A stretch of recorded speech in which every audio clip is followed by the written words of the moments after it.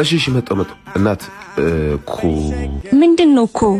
ማለቴ እናት አንዴ ሰውዬ ብሮ ተረጋጋ እንጂ ምን ልስጥህ ነው እንደም ቶሎ በይ ይሄ መድኃኒት ስጪኝ በእናትሽ ዋጋው 1500 ብር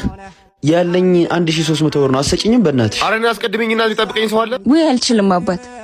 በእናትሽ እህቴ እናቴ ልሽ አስቸኳይ እኮ ስለሆነ ነው አባት አይሆንም አልኩህ እኮ ቆይ እኔ ያለ የምፈልገው ነው እናቴ ልትሞትብኝ አያ ለ200 ብር እናቴ ላጣት ነው ስጪው በቃ አንቺ ራስሽ ለ200 ብር ልትሆኛለሽ እኔ ሞላለታለሁ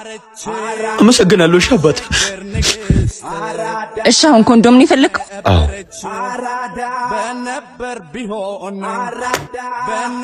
ደሞ ምን ፈልክ ብሬ መልሽልኝ ሰውዬ ተሸጠቅ አይመለስም ውጣ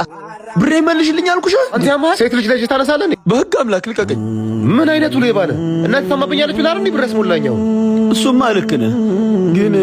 ይሄድኩ መስሎ ነው ብሩን ተመለሰ ልትቀበል የመጣው አይደለም ለእናቴ ስላልደረስኩላት እንዴ ማለት ደርስ አርፋለች ገንዘብ ደግሞ የለኝም ቢያንስ ለሬሳ ሳጥን መግዣ ይሆነኛል ብዬ እኮ ነው እኔ ልኮራመት እኔ ከሰልምሰል ስቀሻታ ስቂኝ የደላሽ ይመስል